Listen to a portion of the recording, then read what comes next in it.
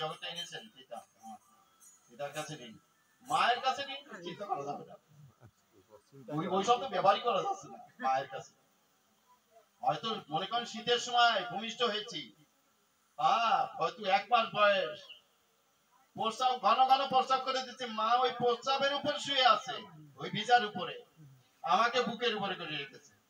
চিন্তা করো, তাহলে মায়ের কাছে ঋণী আছি। পিতার কাছে ঋণী, মায়ের কাছে ঋণী, দেবতার কাছে ঋণী। বাবা, দেবতার কাছে কি ঋণী? কত দেবতা আছে আমাদের? 33 কোটি। আমি 33 জনের নাম জানি না, বলেন না 33 কোটি নাম বললেন, 33 জনের নাম। একজন দেবতার কথা বলি, একজন দেবতা যদি বিরূপ হন, একজন দেবতা আমাদের প্রতি বিরূপ হন, এই সমস্ত যা কিছু আমরা পাচ্ছি দেবতারা দিচ্ছেন। দেবতা কার ইচ্ছাতে? পরমেশ্বর ভগবানের ইচ্ছাতে। তিনি অনুমোদন করেছেন, যেমন প্রাইম মিনিস্টার উনি সমস্ত মন্ত্রী পরিষদকে সমস্ত দায়িত্ব দিয়েছেন। একজন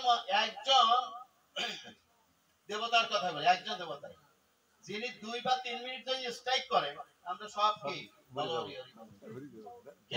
পবনদেব, একজন দেবতা। আচ্ছা, আমরা যখন শ্বাস প্রশ্বাস গ্রহণ করছি, এই যে বাতাস গ্রহণ করতেছি, তাই না? এখনই আমি অসুস্থ হলাম, মনে করেন বাগেরহাট হসপিটাল ভর্তি করলো, অক্সিজেন দিল, 1 ঘন্টা অক্সিজেন দিলে কত বিল আসবে?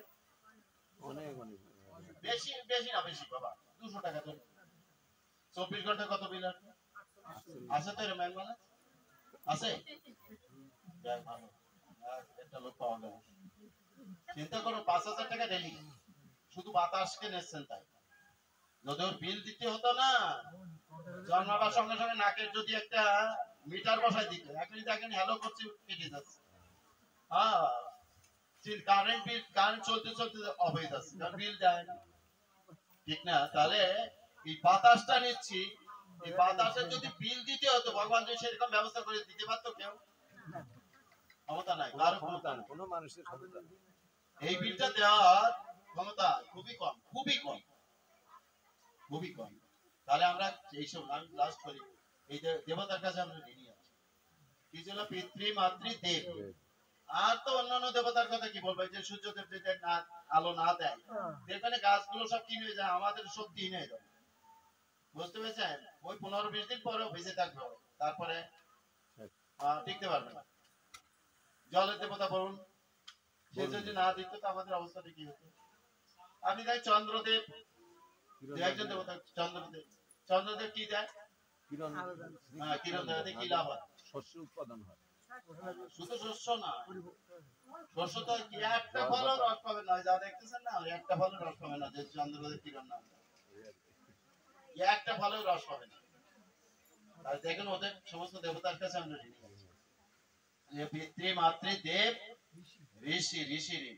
ঋষি ঋণ কি?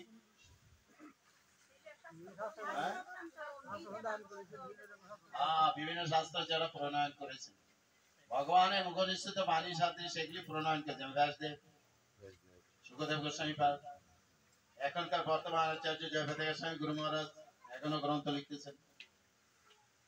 শাস্ত্র যারা, সমস্ত ঋষি মহর্ষি জগতের সাথে জগতের মঙ্গল সাধন করবার জন্য, এদের কাছে আমরা ঋণী আছি।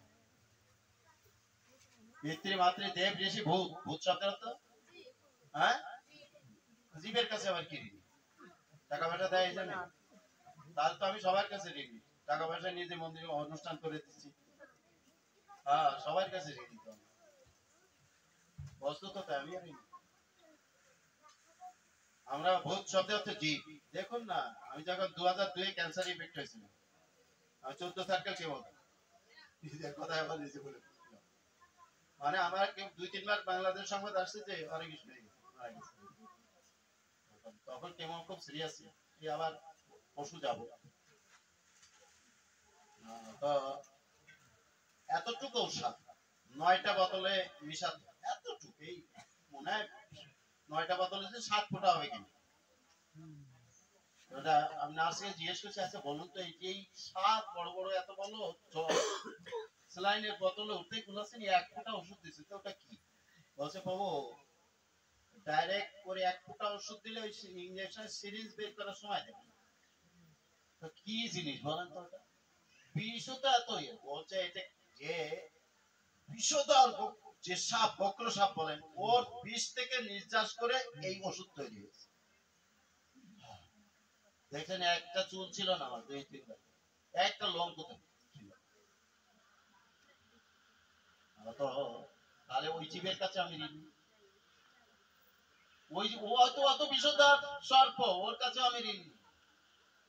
ও জগতের মঙ্গল করছে, ওষুধে ওষুধ তৈরি করে দিয়েছে, তাই এখনো বেঁচে আছে।